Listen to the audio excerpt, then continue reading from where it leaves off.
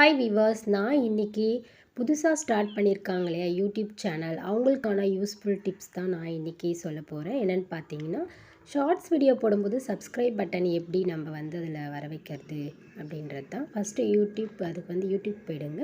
YouTube போய்ட்டு your channel அதுக்கு போயிடுங்க.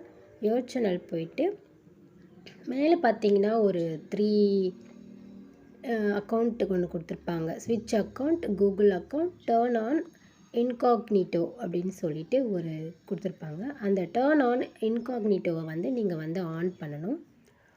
ஆன் பண்ணிட்டீங்கன்னா இப்போ ஆட்டோமேட்டிக்காக உங்கள் ஷார்ட்ஸில் சப்ஸ்கிரைப் பட்டன் வந்துட்டுருக்கும்.